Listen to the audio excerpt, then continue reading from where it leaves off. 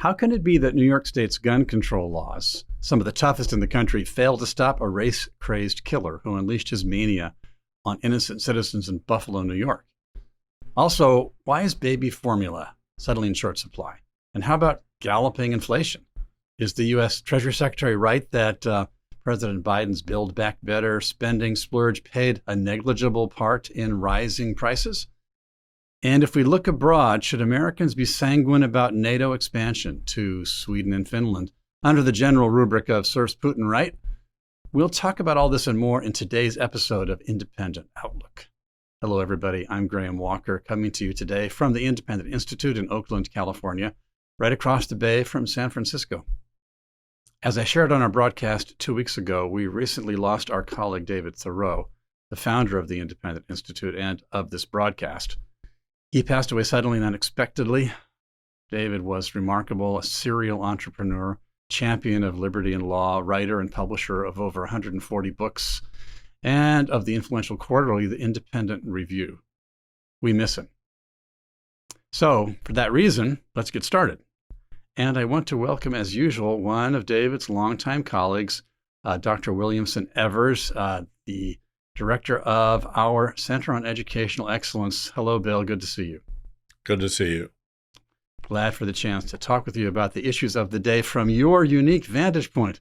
You are full of insights, Thank you. and we're going to try and mine some of those during today's discussion. I'm also glad that we're joined in our program today by many of our friends from around the country and some from around the world who are joining us via our YouTube page, our Facebook page, Vimeo, Twitter, and especially our friends on thinkspot.com. Welcome to all of you. So, Bill, we're looking at a number of interesting things this week. First of all, the stunning news that this crazy guy from New York State drove all the way from Binghamton area up to Buffalo to shoot a bunch of innocent civilians in a supermarket in a largely African-American neighborhood because he was a crazed racist. And it's hard to believe that 10 people would be dead in a supermarket in just moments. And so the question arises, what was he thinking? And then what can be done about it? I'm sure you've thought about this horrible incident, Bill.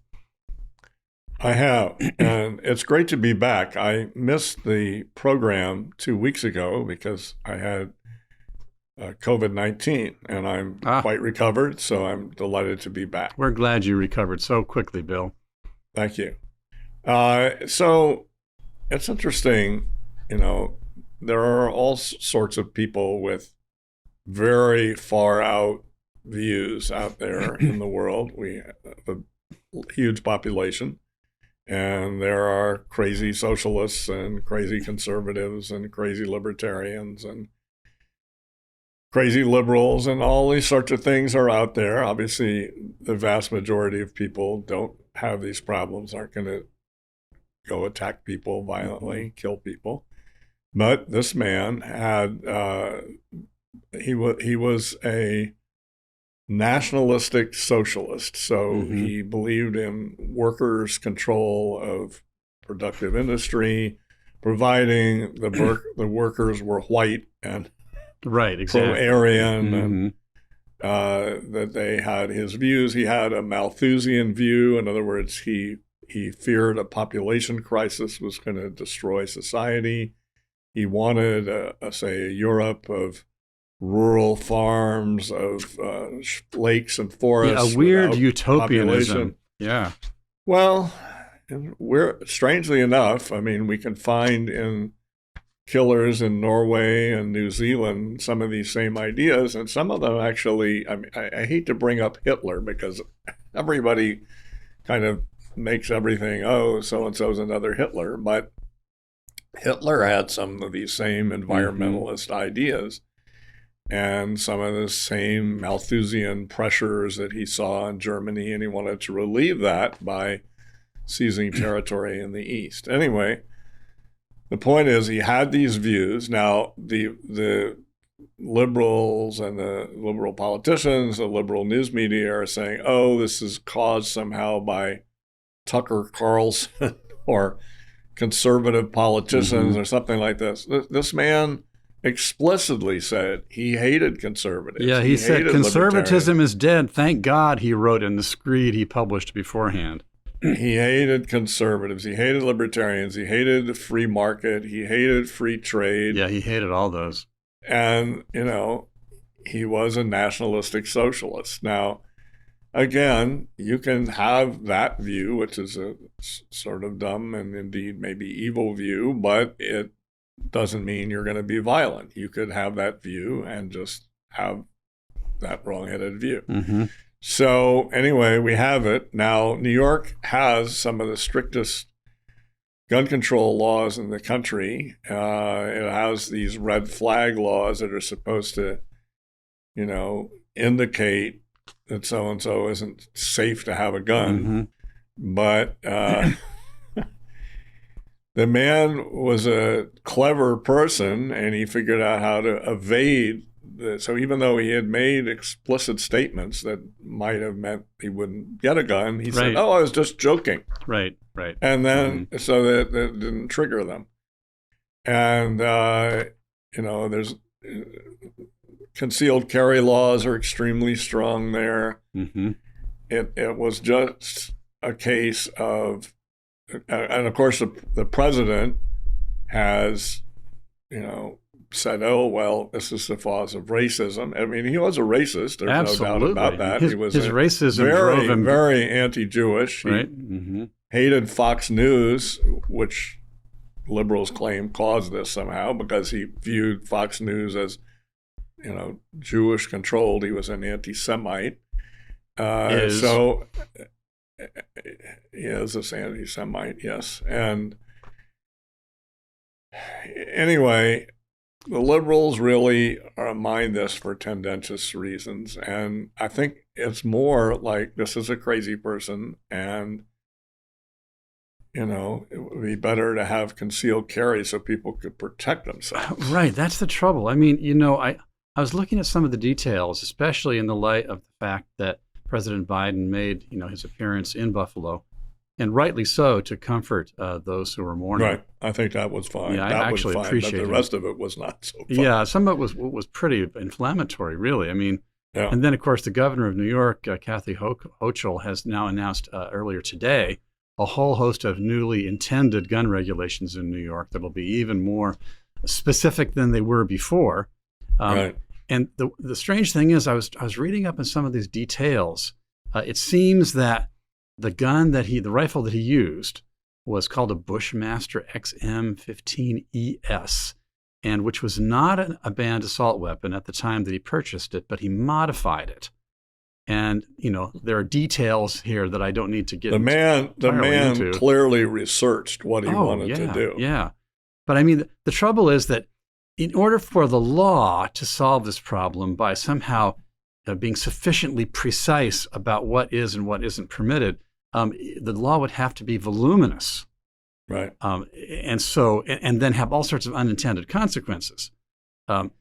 One analyst that I read commented that the problem is that it's irrational legislators who ban guns based on functionally unimportant features.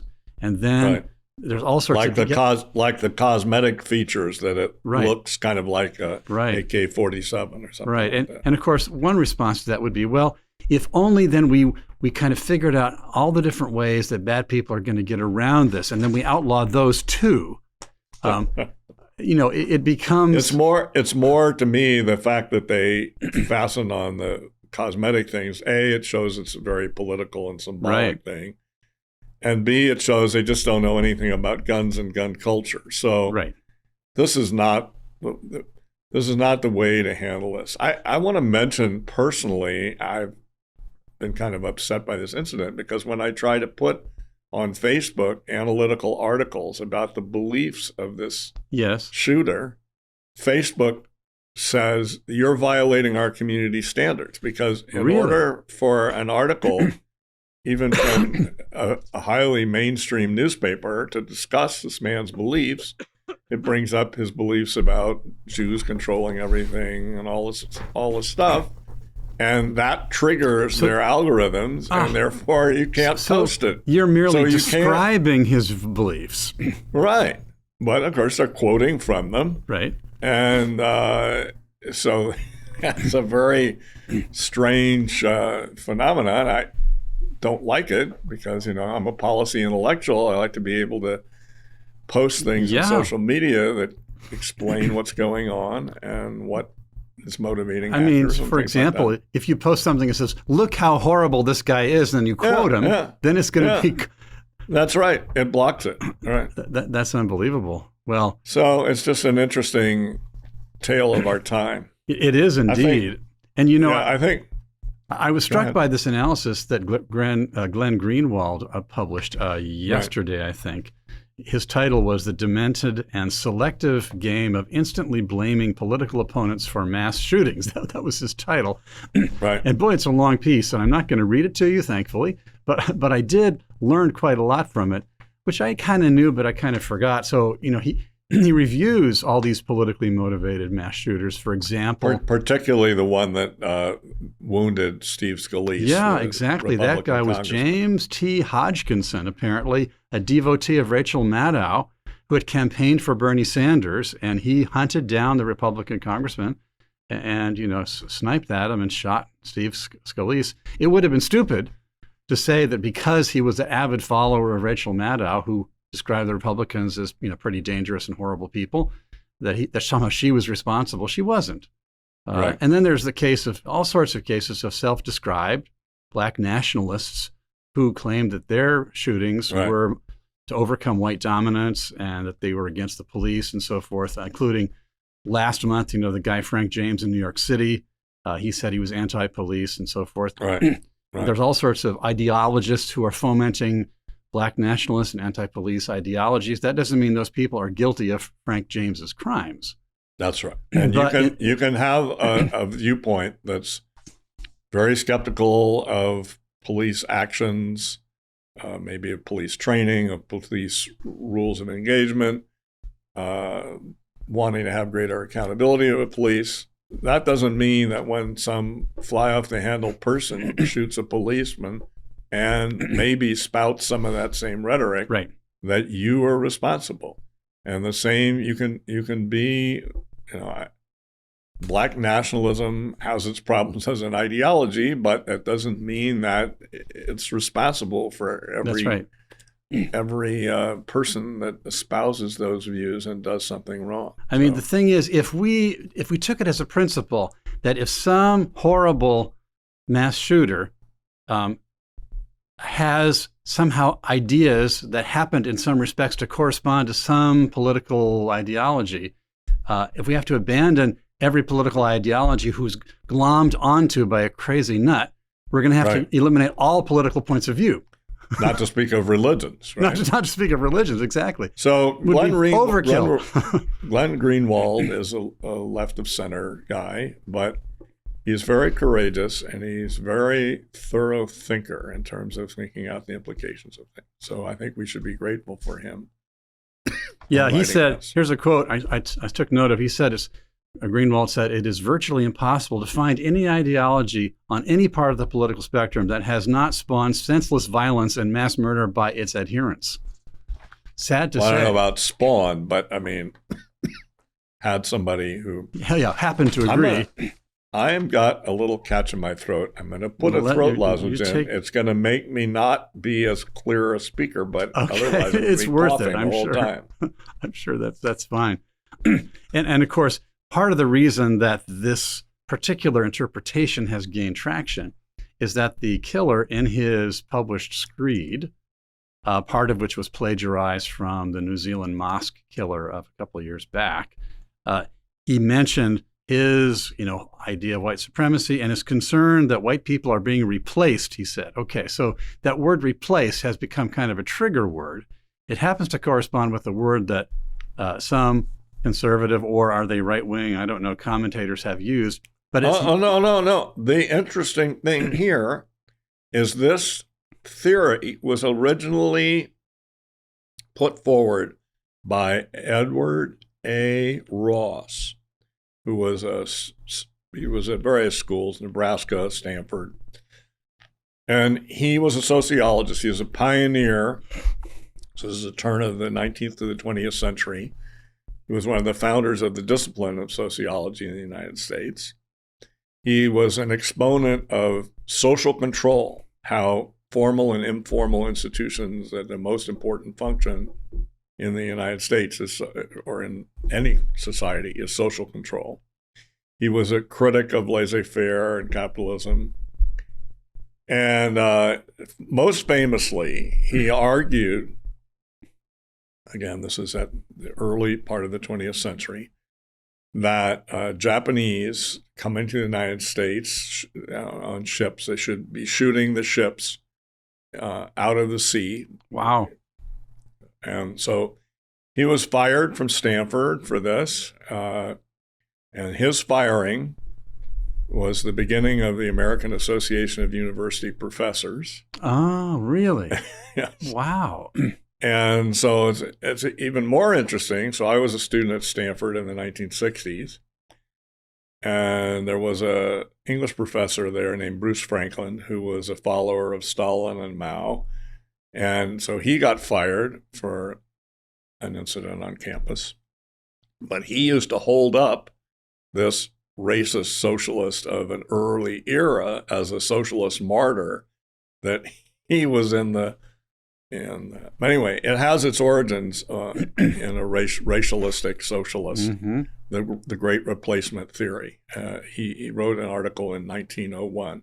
And I credit, that this whole milieu produced this is not unknown, but I think specifically pointing to this article, we should credit Phil Magnus of the American Institute for Economic Research, who is also a research fellow with us, for which we are very grateful. Yes. But Greenwald points out that while Carlson has used that term on occasion, he uses it in a much different way, not saying that one race is going to replace the other, but that somehow all American citizens of all races are threatened by unlimited immigration. Right. Which is very different from what this crazy guy, he said that people of the wrong race are themselves, whether they're citizens or not, they're a threat and have to be eliminated. Right. It's a different viewpoint, but some of the language, rhetoric being used overlap. So yeah. It may be a lesson that you got to watch how rhetoric that you use yourself can be misused, but at the same time, it doesn't make any sense to somehow attribute it to somebody who actually never made the same argument that this race-crazed guy has made. I'm struck. We're not here saying that Tucker Carlson is perfect. We're saying for sure not. I disagree with him a lot. He's saddled with something sometimes that he doesn't deserve to be saddled with. Yeah, and it was just to finish the thought, and it's important to note that because all sorts of people across the various ideological spectra have viewpoints that are controversial, sometimes strong and vehement. And if we say that anybody who somehow agrees with that does something terrible, that the point of view is somehow invalid, everybody's going to be invalidated. So I'm not standing up for Tucker Carlson per se. I'm standing up for the freedom to express views that are nonviolent and not be held accountable for these nutcases. Exactly. So what you said a minute ago, Bill, about Facebook, I'm coming back to that. Yeah, I was stunned that what you just said, I hadn't heard this. And it rings this weird bell about the desire of the Biden administration to create this disinformation governance board, which would somehow survey all sorts of online stuff and prevent the growth of ideas, which could somehow lead to some bad outcomes. And I guess Facebook is totally on board with that themselves, because they think merely describing bad ideas is somehow to advocate them. Well, they have this algorithm that picks up words and phrases, and they're in a kind of a hard problem. They have all these millions and millions of things that get posted. Right. And if you put some kind of law in there that says you can't post an anti-Semitic thing, then it's going to pick this up and block the same thing I'm complaining about. And if they have their own review mechanism, editing, they can't possibly have enough people, so they have to use some kind of algorithm. The real question is, how can they modify the algorithm to somehow deal with cases like this, and B, if you respond, I protest, how fast do they get back to you? Right. Well, when they announced this governance, the disinformation governance board, unfortunately, the announcer on behalf of Secretary Mayorkas did talk about misinformation around such things as elections and other matters, and especially to, I guess, informationally vulnerable communities, or something like that was the terminology. They appointed this woman, Nina Yankovic, to be the head of it. And of course, the news just broke that now the Biden administration is rethinking this, that she tendered her letter of resignation yesterday, and they told her to hold it while they finally decide whether they are or are not going to disband this disinformation governance board. And then the Washington Post, of course, came out today with this remarkable article defending the disinformation governance board and defending Nina Jankowicz. Here's the headline from the Washington Post, Bill. How the Biden administration let right-wing attacks derail its disinformation efforts. And it's a remarkable story that almost turns the whole thing on its head. Yeah. And they say that the fact that people complained about Ms. Yankovic was an illustration of misinformation. And I don't think so. The things that she promoted that were clearly wrong made her. Talk about stepping on their own story or their own idea and sort of being host on their own petard here. They practically couldn't have had the story develop in a more I know exactly.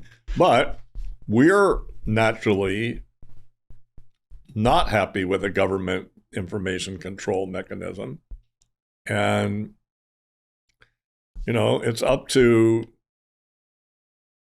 private people to decide what's right, what's wrong, what's let people figure it out. I mean, and let people refute other people. Say. Well, in fairness to the Washington Post, who was trying to defend Ms. Yankovic, they pointed out that as people began to raise objections to her, which were in fact factual and objective points, after that, then some unstable nutcases, this is sounding familiar, some unstable nutcases got worked up about it and started saying harsh and violent sounding things on the internet.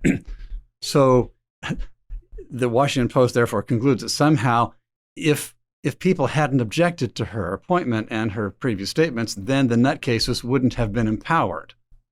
And again, it's the whole principle. If we want the government... It's a heckler's veto. It's a heckler's, exactly. Right. Yeah, but the government, all-powerful, looming to step in on behalf of the principle that hecklers deserve a veto to close down anything, it's very troubling. And I'm glad that the Biden administration is rethinking this. Interestingly, Alex Berenson, who used to be a science reporter for the New York Times and did a lot of skeptical coverage of the COVID-19 policies, is suing Twitter to try to find out how much the federal government was involved with setting policy in social media. Oh, very I don't think we really have time to get into this, but it'll be interesting what discovery in this legal case finds.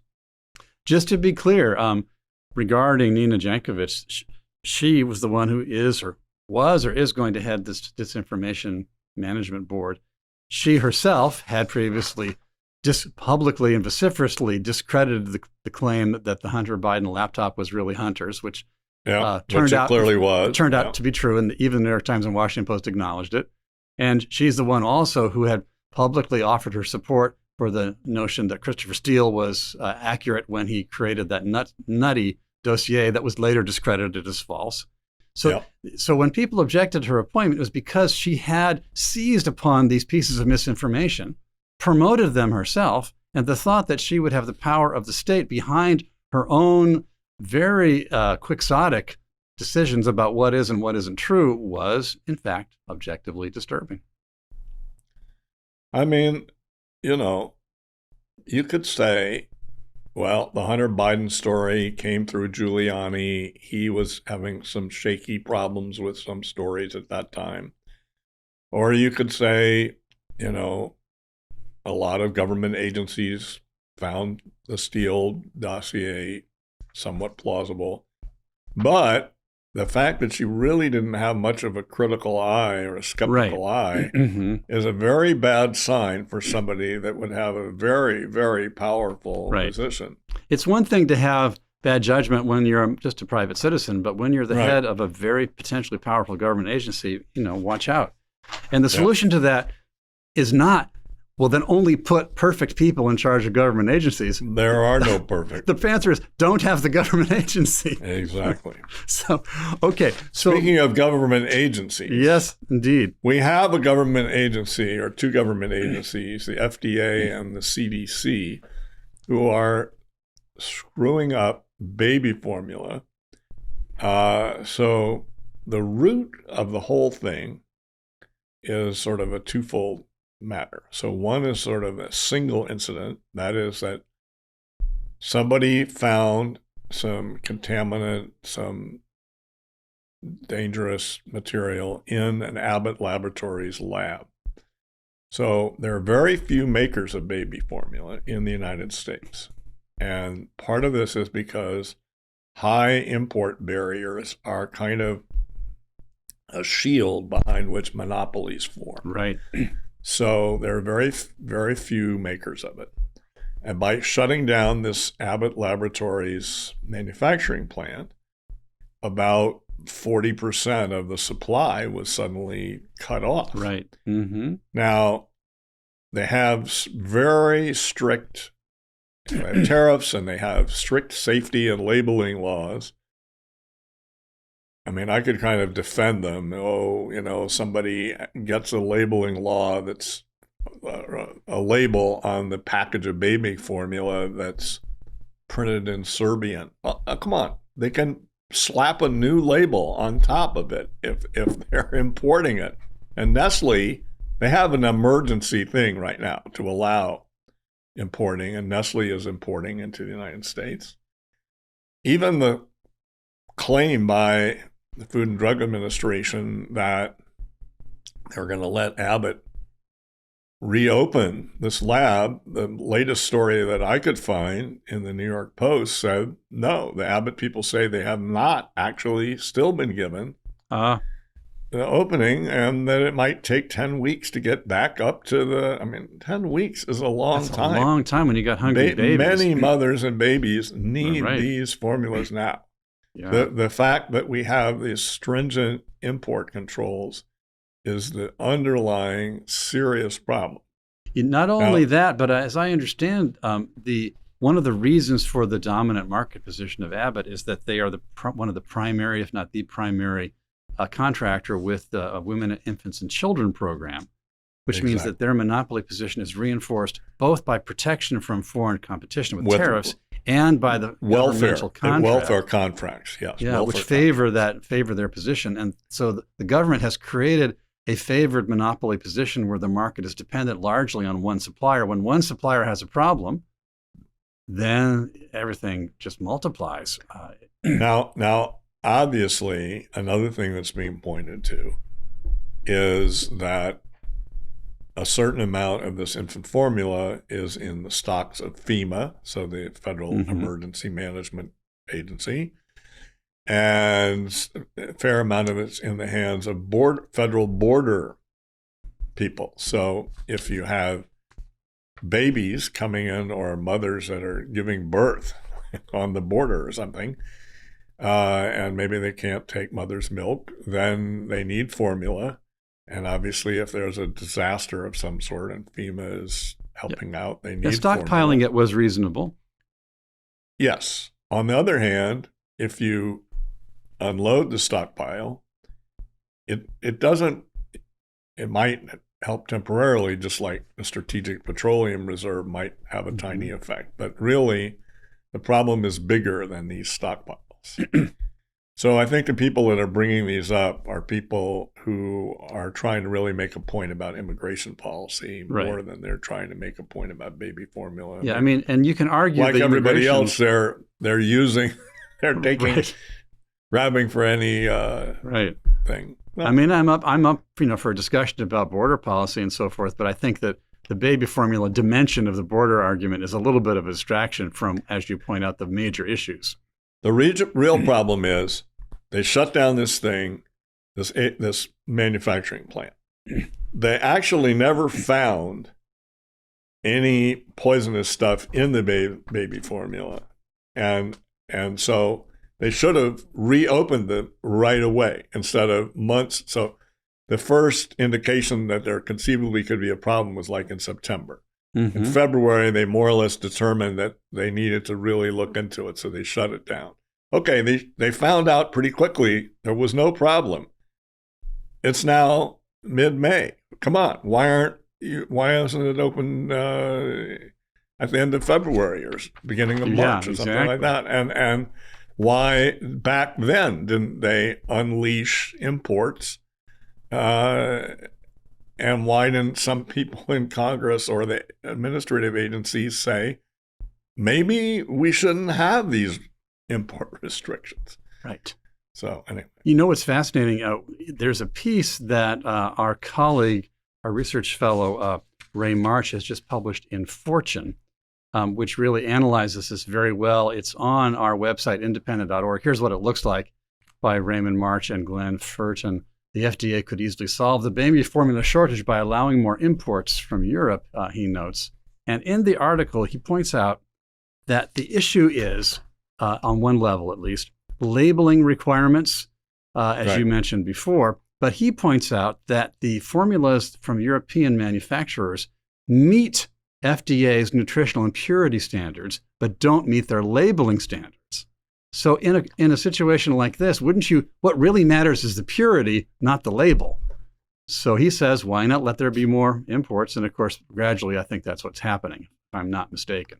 I think it's an emergency thing. It's it's like, I just saw a thing where the American Medical Association says, well, we let nurse practitioners do things during COVID, and that was an emergency.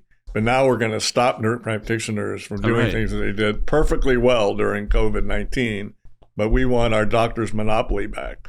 So the same with the infant formula. This is an infant formula shortage.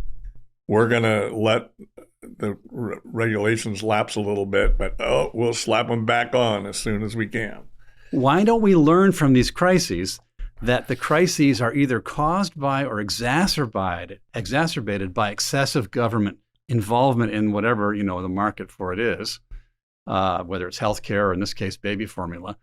Why don't we learn that it was a bad idea for government contracts to be so favorably concentrated and a bad idea to have so many tariffs to prevent imports? We should learn from those things long term and let people freely produce, buy and sell. Then we're going to have way few crisis shortages.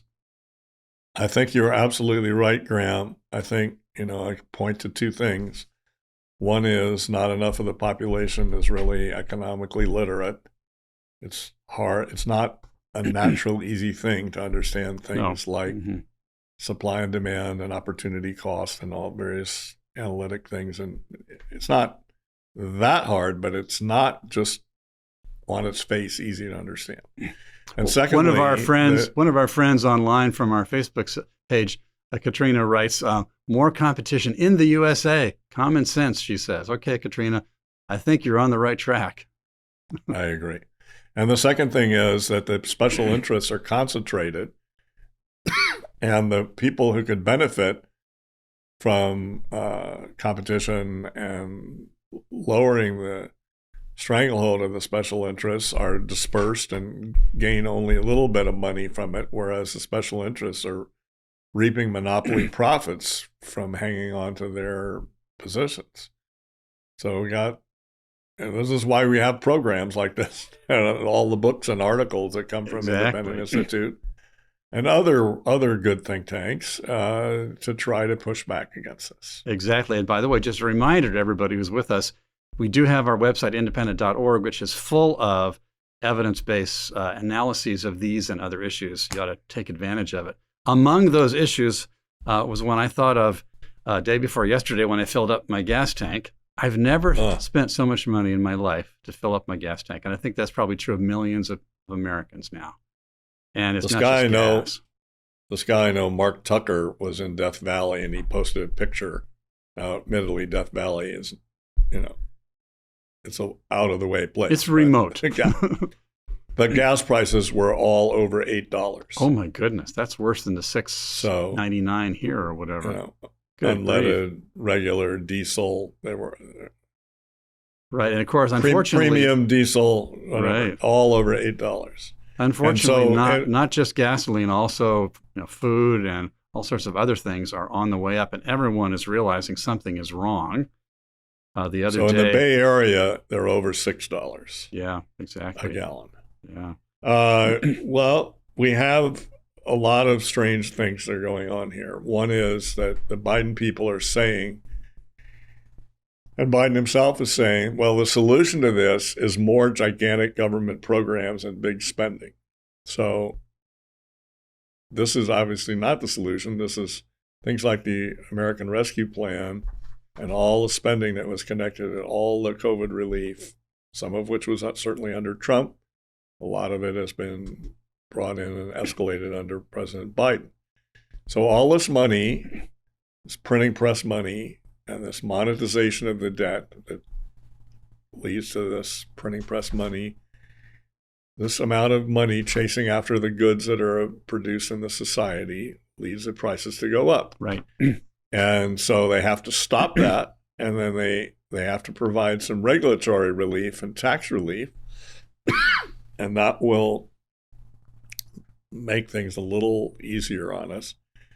But there's probably going to be a correction. And I don't know, the stock market is looking pretty ugly these days, and maybe we're seeing some of the correction right now.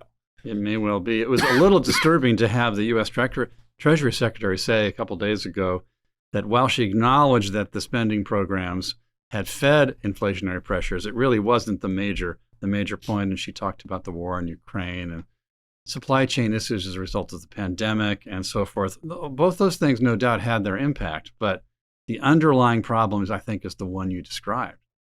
There's no way the prices won't go up. Okay, but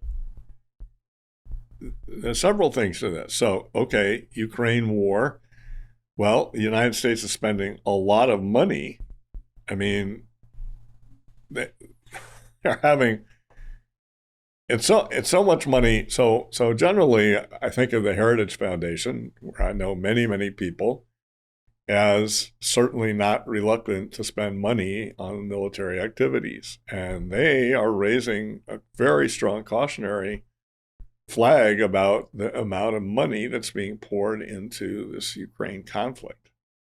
It's a lot of money, as Senator Rand Paul said, and they don't have a auditor. They don't have a person that is checking to see how the money is spent. We know from the Inspector General's reports from Afghanistan how carelessly that money was spent, and we have to, if you're going to spend this kind of money, at least you should keep an eye on it, and maybe at least somebody will be embarrassed by some of the things that go on. So this is part of the cost.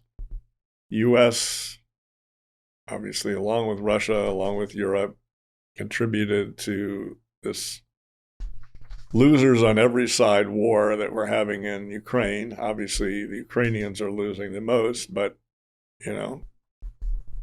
Poland is going to be saddled with all these refugee costs. Russia is losing lots of people. Russia is a pariah state. It looks like Sweden and Finland are going to join NATO. I mean, it's not, everybody is coming out a loser, and a lot of Ukraine is being destroyed and people killed there. So anyway, that's expensive, and we're having food taken off the market because of the huge grain output of Ukraine. Which has been cut off now. That's right. The seaports are cut off and people can't plant and harvest and so forth. Planting now, but harvesting eventually.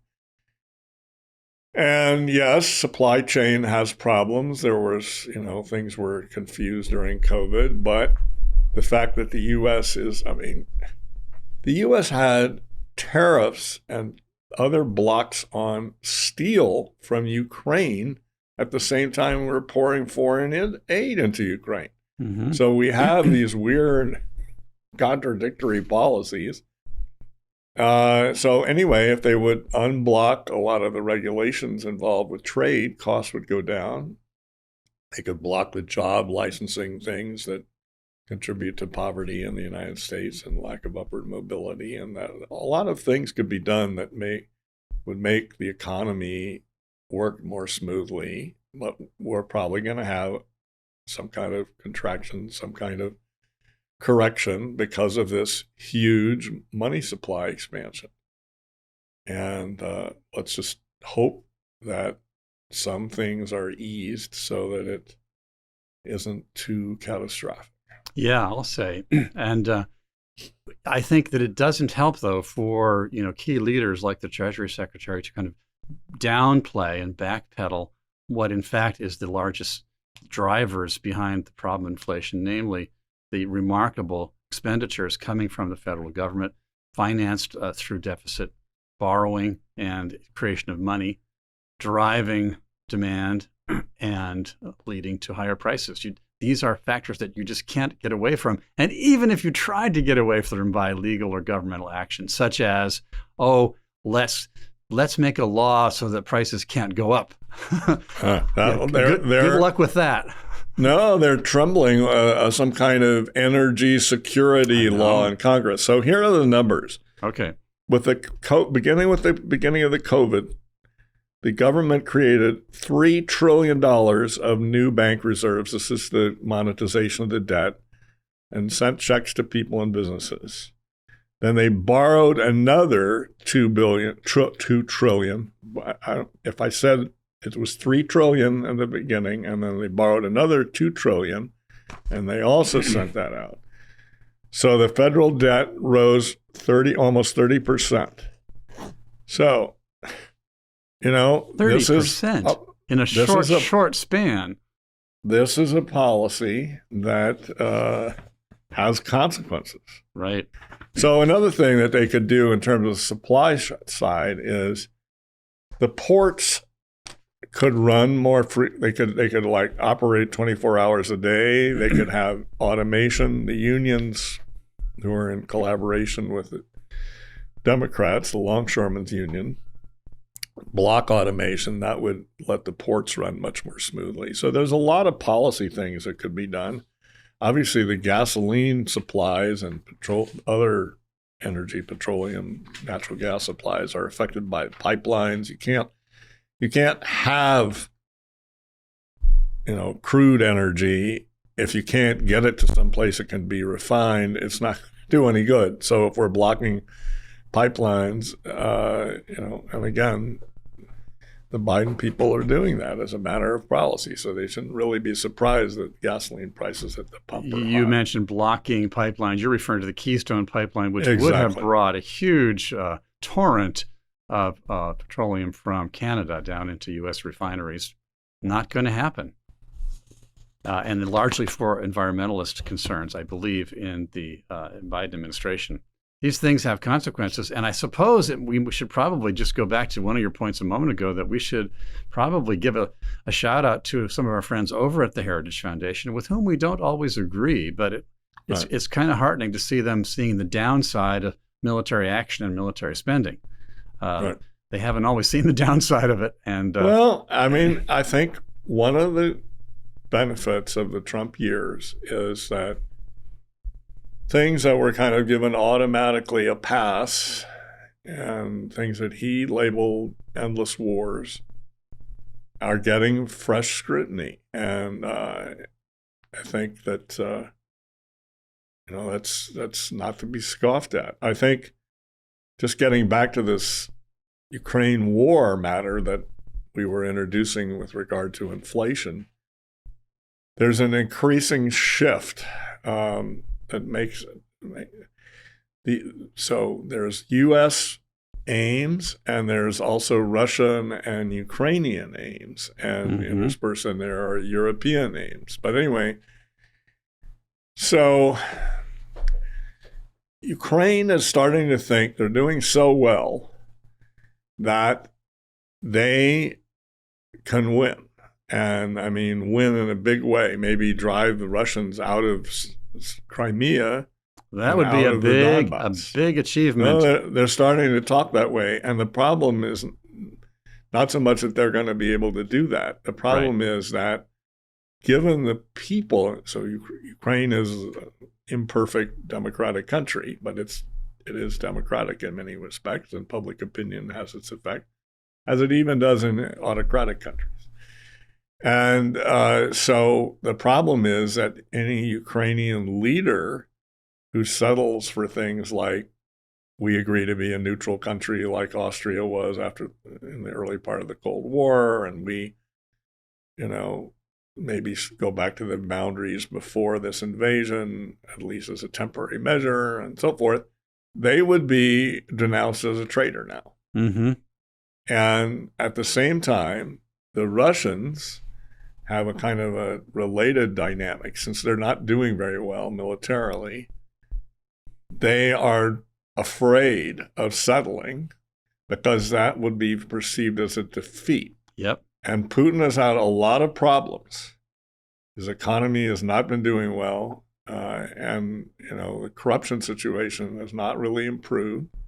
And you could view the whole thing as kind of a mafia state, so they don't want to improve it, but the perception of corruption situation has not been improved. So to have a military defeat, he went into this war in part because as a military leader, he could maybe sustain this program he has of being president for life of Russia. And he got a big boost when Crimea was taken over, and he was hoping for another big boost. But anyway, if he's perceived as being defeated, it will undermine his legitimacy, his popularity, and so forth. So the U.S. is also kind of shifting in its view in a related and connected way. So, and Britain is, and so forth, but I'll just cover the U.S. So the U.S., originally thought, well, maybe we can slow this down a little. Maybe the Russian quick takeover, instead of being 1 week, will be 2 weeks or maybe a month or something like that. But now the U.S. is also thinking, well, if we prolong this, we can engage in the strategic attrition, the strategic running down of Russia. We can get the Russians to spend it all, to deplete all their military supplies, to blow up all their tanks. Everything will be, there'll be a less powerful, influential presence. Joe Biden said he wants to weaken Russia. Well, and also they're talking, yes, that's right. And they're talking about, is there some way we could get Putin out of there? Okay. So I actually heard a commentator recently saying, well, the U.S. isn't talking about regime change. Actually, powerful people are letting, having bloopers or gaffes or something where they do say they want Putin out. So this is a pretty maximalist goal that the United States is starting to engage in. And now, to be clear, Bill, quick interruption. To be clear, there's nothing wrong with wanting Putin to be out. As a private citizen, many of us may well want that, but we're talking about people, including me. Okay. Yeah, and but me I'm too. not president of the United States or vice president of the United That's States or Secretary of Defense or Secretary of State. Right. Exactly. The thing is, anyway, and this is also happening in other Western countries. So it's creating a very, very bad dynamic to getting toward peace. Right. And obviously the whole thing of bringing in Sweden and Finland into NATO adds an additional dimension to this. So they're actually a liability for NATO. Right. I mean, it might look good from the Swedes and the Finns' point of view. It's great for them, I guess. But they don't really add. I mean, they have fairly decent armies, but they're small, and Finland has a huge border with Russia and fought Russia twice in the 1940s.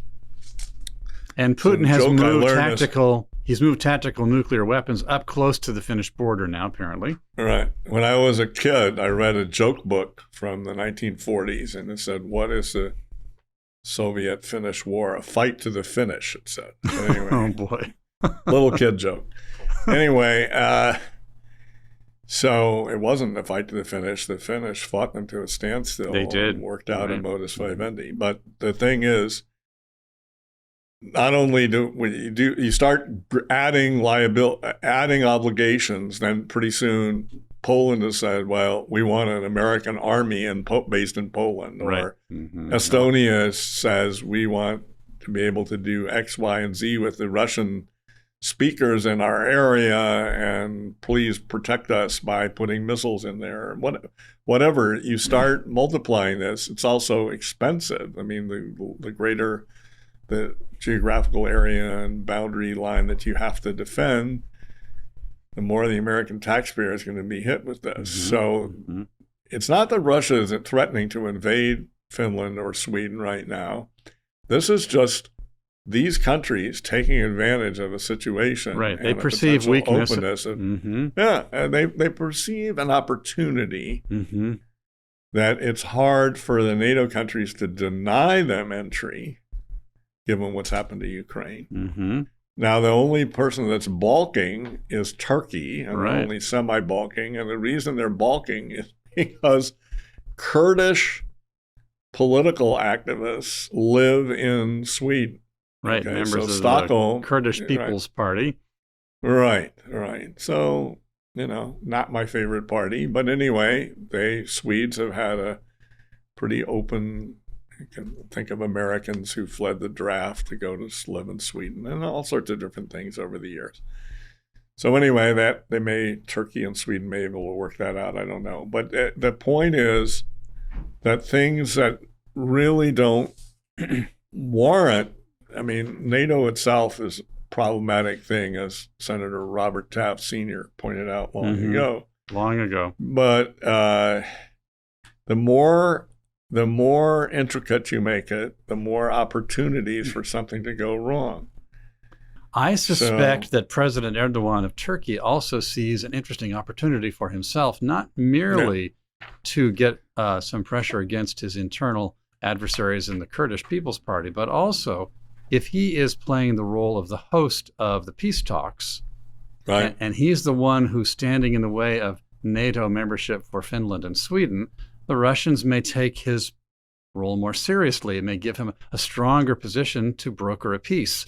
And if he manages to broker a peace, I would say if we can fend off a drastic war and stop the bombardment and bring peace to the people of Ukraine and Russia, the whole world would be better off. Right.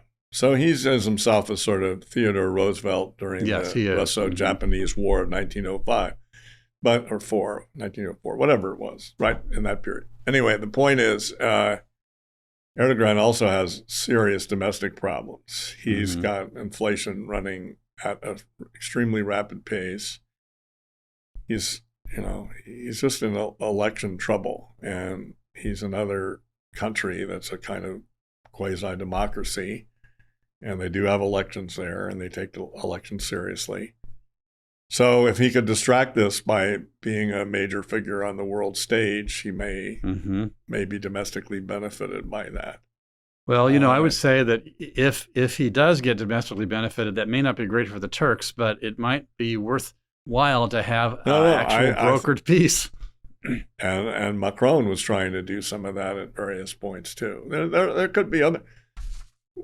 We don't know who might lead to something here, but there are ongoing negotiations. They are described in the New York Times as stalled and going nowhere and so forth. So they're centering on things like prisoner exchange and humanitarian aid. They can't seem to get. I explained the dynamic of Ukraine thinking it's winning, so why should they go to settle, and Russia fearing the perception of defeat. So why should they go anywhere? And America hoping to bleed Russia dry. So why should they encourage peace? I just think for the sake of the people, that are dying and the general benefits of peace and the restoration of prosperity in the world, this is disrupting the economy of the world. It's bad. Let's get to peace. It's bad for everyone, exactly. Let's come back home for our last couple minutes here at the end of our program, Bill. Here's a couple of interesting legal news points. One here in California is that a Superior Court judge in Los Angeles ruled against California's landmark law that had required women to be in a certain proportion on corporate boards. And the judge has ruled that that's a violation of California's constitutional equal protection clause. We're not surprised. We're not surprised also because there had been a previous racial quota law that was thrown out on the same ground. So I think once that happened, it was clear that this was going to happen. I think it's a good thing. And our colleague, Mary Thoreau, wrote about it at the time, saying that this was a flawed thing. Another kind of legal thing that is happening is restrictions that the Biden administration is proposing to put on aid to charter schools. So charter schools are public schools, but they're independent of the local school boards in a large degree. They don't have to obey the huge rule books of public education. They get public money and they have to abide by health and safety and civil rights rules, but basically they're autonomous. And so they've been very good at helping low-income kids, minority kids.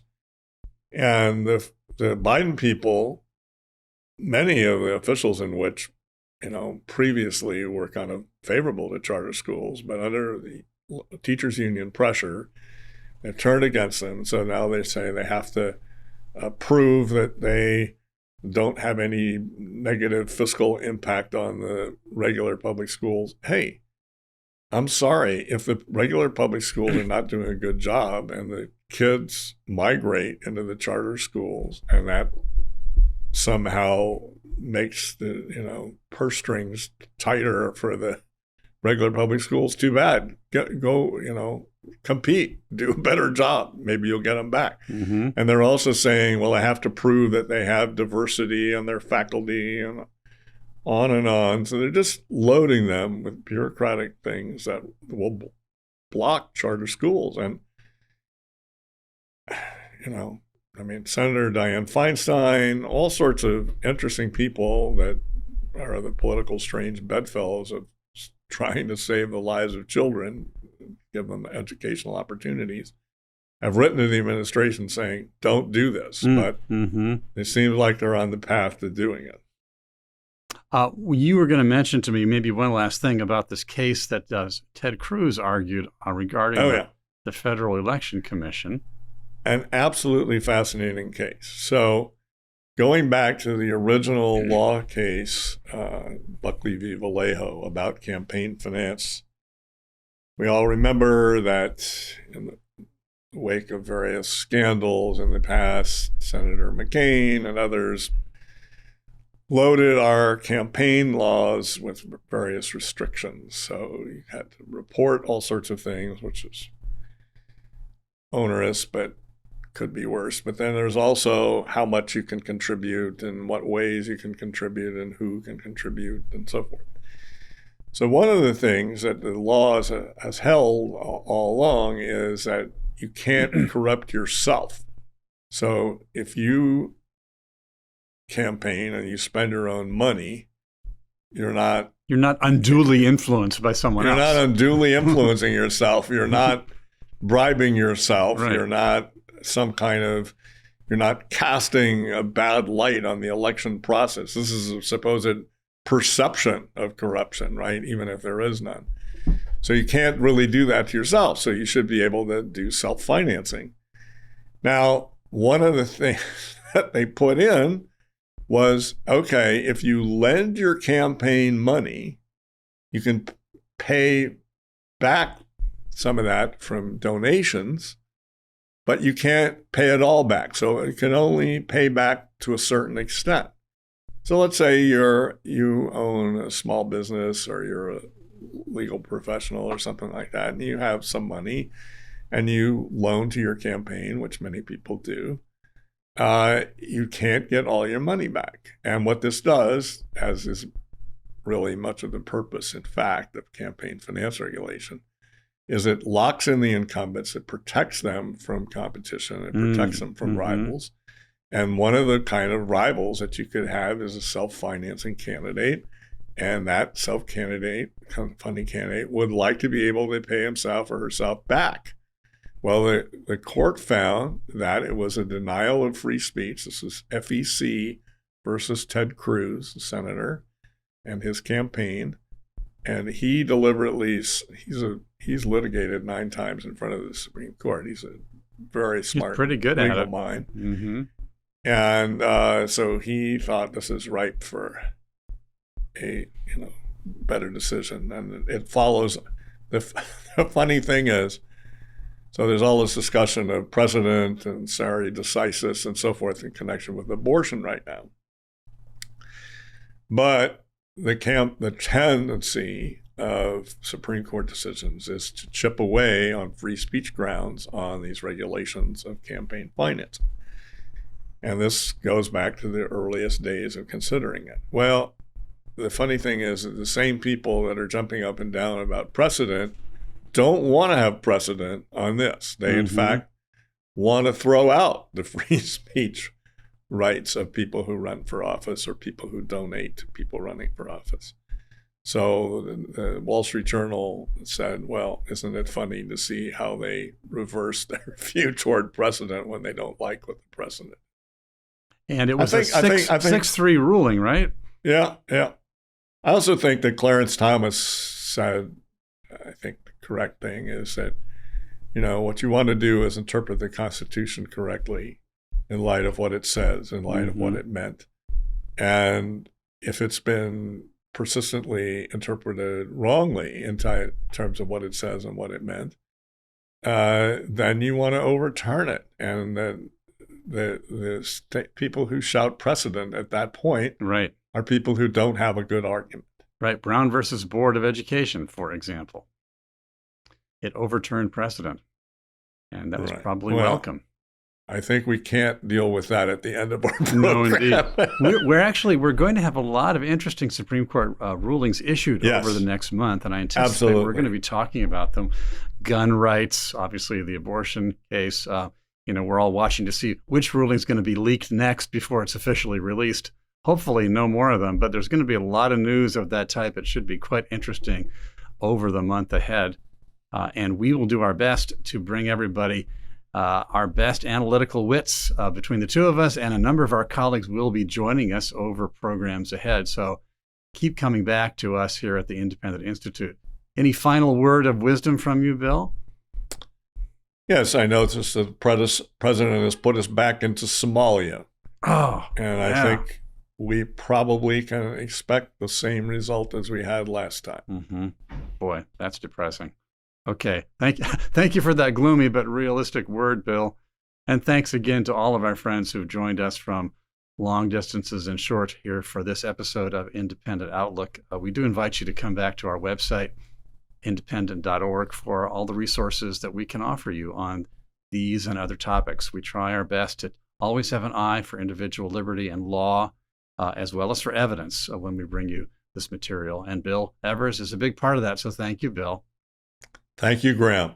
And thanks to everybody. Thank you to those listening in. Absolutely. We'll see you next time on Independent Outlook. Bye, everybody.